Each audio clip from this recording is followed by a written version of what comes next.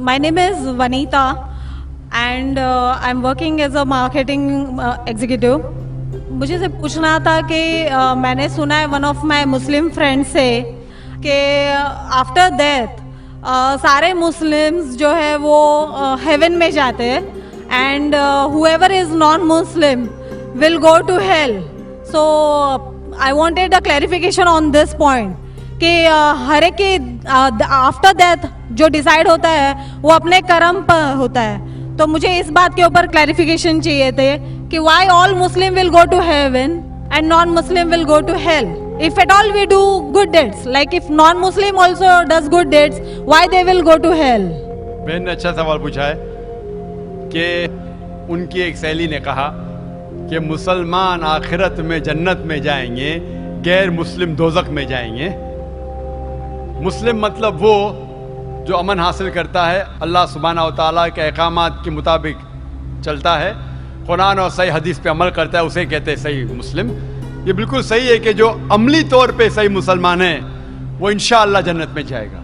लेकिन आपका सवाल था कि जो गैर मुस्लिम अच्छे अमाल करते हैं वो क्यों नहीं जन्नत में जाएंगे.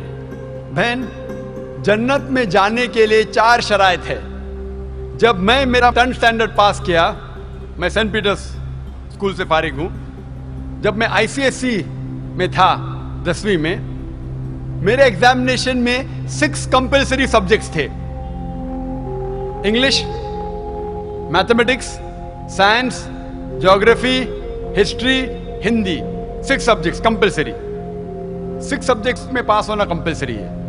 इसी तरीके से इंसान को जन्नत में जाने के लिए 4 शराइत है.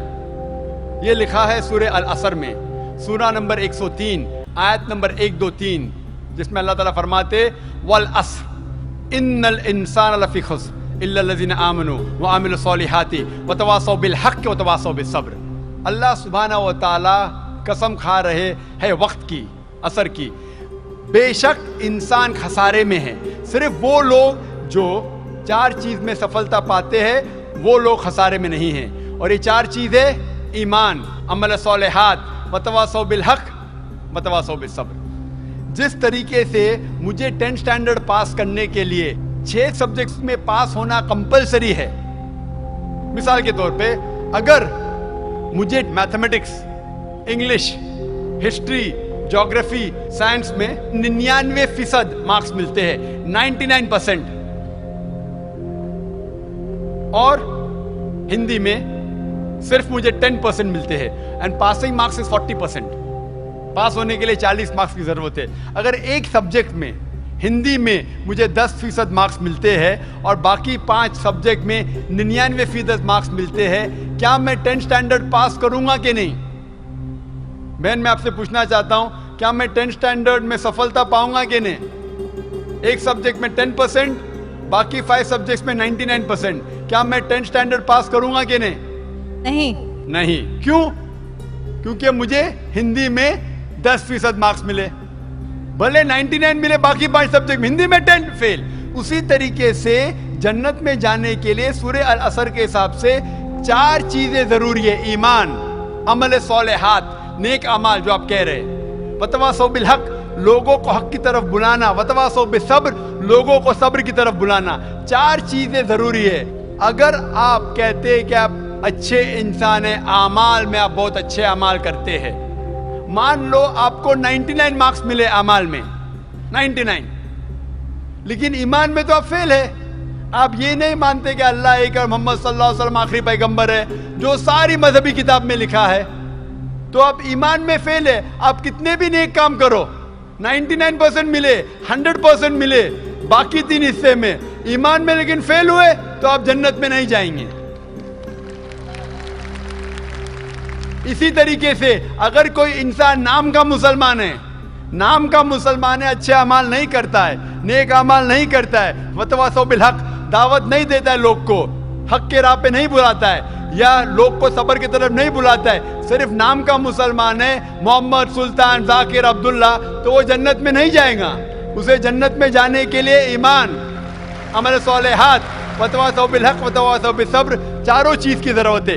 इसीलिए आप अमाल कितने भी अच्छे हैं, अगर ईमान नहीं है कि अल्लाह एक है, اور اللہ کے علاوہ کسی کی عبادت نہیں کرنا چاہیے، اور ایمان نہیں ہے کہ محمد صلی اللہ علیہ وسلم آخری پیغمبر ہے، تو آپ جنت میں کبھی بھی نہیں جائیں گے۔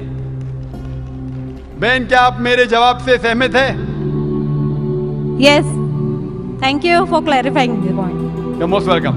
میرا من میں بہت دن سے کچھ سوال ہے میرا دھرم کے پرتی، اور جو سرگ اور نرک کے بارے میں بار بار بولا جاتا ہے، یہ سچ مچ کیا سرگ اور نرک کہیں پر ہے؟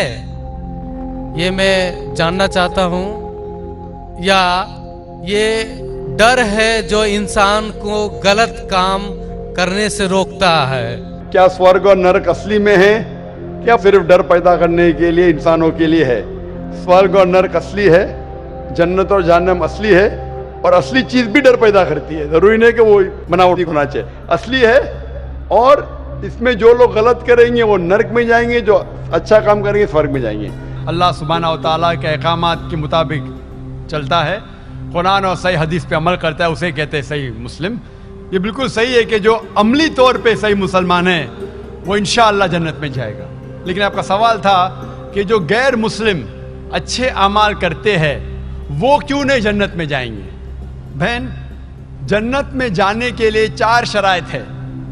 جب میں میرا 10 اسٹینڈرڈ پاس کیا، میں سینٹ پیٹرز اسکول سے فارغ ہوں، جب میں ICSE میں تھا 10ویں میں، میرے ایگزامینیشن میں 6 کمپلسری سبجیکٹس تھے: English, mathematics, science, geography, history, Hindi. 6 subjects compulsory, 6 subjects میں پاس ہونا کمپلسری ہے۔ اسی طریقے سے انسان کو جنت میں جانے کے لیے 4 شرائط ہے۔ یہ لکھا ہے سورہ العصر میں، سورہ نمبر 103 آیت نمبر 1 2 3، جس میں اللہ تعالیٰ فرماتے والعصر ان الانسان لفی خسر الا الذین آمنوا وعملوا الصالحات وتواصوا بالحق وتواصوا بالصبر۔ اللہ سبحانہ و تعالیٰ قسم کھا رہے ہیں وقت کی، عصر کی، بے شک انسان خسارے میں ہے۔ صرف وہ لوگ جو 4 چیز میں سفلتا پاتے ہیں وہ لوگ خسارے میں نہیں ہیں، اور یہ 4 چیزیں ایمان، عمل صالحات، وتواصوا بالحق، وتواصوا بالصبر۔